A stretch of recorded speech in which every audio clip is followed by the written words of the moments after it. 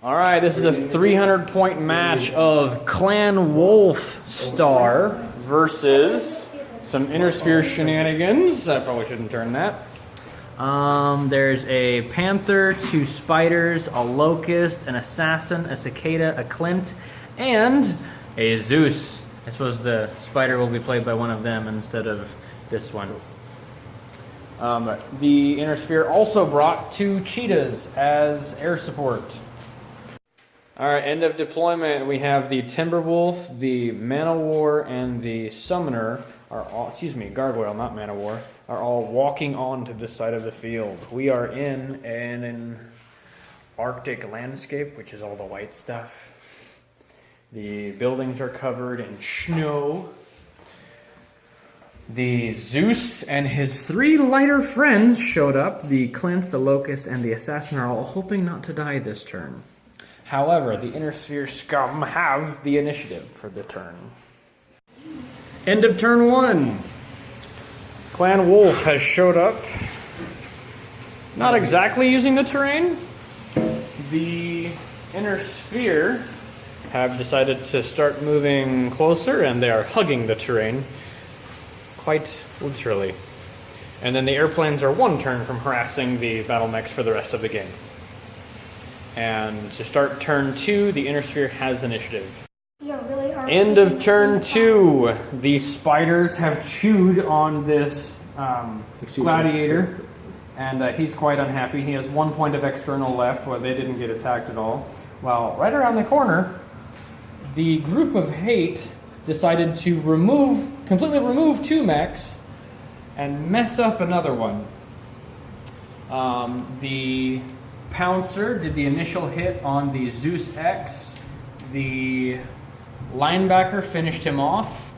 The Summoner hit the Assassin and in all sense of the word neutered him. He has 1 point of structure and does not do damage. The Timberwolf shot at the Panther and killed it. The Cicada, Clint, Assassin, Panther, and Zeus X all fired at the Summoner, reducing him down to 2 points of external. And the what were the airplanes? Cheetahs? The Cheetahs. The Cheetahs did 2 points of damage to the Pouncer.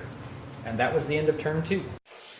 Let's have a closer look at these units. I have a Pouncer E as an Echo, 6 at short, 4 at medium, 2 at long, moves 12 inches, jumps 10 inches, pilot skill 2. Man-O-War, also known as a Gargoyle, is skill 2, 8 damage at short, 7 damage at medium, 1 damage at long, has an overheat of 1. Nothing special there. The Linebacker D is in Delta, 7 damage at medium, 7 damage at short.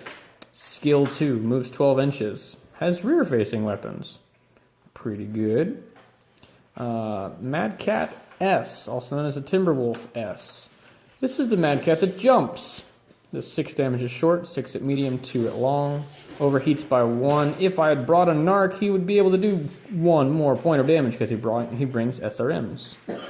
And then one of my favorite mechs, the Summoner. This is a Summoner F. It's indirect fire of 1, short 5, medium 5, long 3. And of course, he jumps because he's a sensible heavy mech.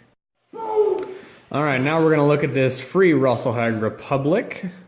There are 2 Spiders that are grumpy and very good at jumping and stuff. They are a Kilo and a Mike, which they inverse their structure and armor between the 2 of them. The Assassin, who is currently running away, brings ECM, a melee weapon, stealth, and tag, and 1 point of damage at all ranges. And then the Cicada. The Cicada is also skill 2, 2 damage at short, medium, 1 damage at long, and an energy boat. He brings to the table the Locust, which is a missile boat, which doesn't want to be at close range, unlike all of its counterparts. But this Locust has indirect fire because it brings LRMs. The Zeus X, arguably probably one of the more useful Zeuses, because it jumps 16 inches. And it does some decent damage, but not great damage for an assault mech.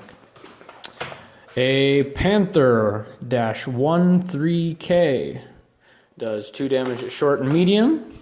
Also jumps 16 and walks and runs 10. The Clint does 2 damage at short and medium, does 1 at long, and is a standard Clint. The other things that the Rasalhague Republic bring with them are 2 cheetahs as fire support. They are both skill 3 pilots, energy boats with a point defense of 1, which means if you shoot at it with other than just energy, they reduce the damage by 1. And they move pretty fast, so they move fast enough to harass the central zone every single turn after they get here. If you move less than 10 inches, if you have less than 10 for your movement as an aerospace fighter, you can only move 1 inside of the inner ring and or the center zone. Bottom of turn 3. The Clan Wolf Warriors are still laying waste to things. Not nearly as quickly as we did first turn, but actually it's better. The Assassin is fleeing with no ability to do damage outside of melee combat. The Cicada has 1 structure left? 1 structure left. 1 structure left and will be fleeing. The Clint is dead.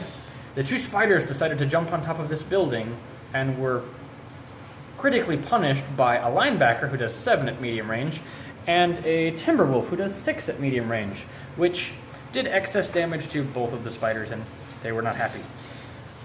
The airplanes decided to try rear shots on the Pouncer, but were not able to land any hits. Am I missing anything? And that was round 3. Bottom of turn 4. The Free Rasalhague Republic can... Rasalhague. I'm sorry, it's Rasalhague. I'm being corrected by a 7-year-old. 7-year-old. Awesome. Thank you, Internet. You're going to tear me apart for this. Okay, so 2 of the airplanes decided to gang up on the Gargoyle.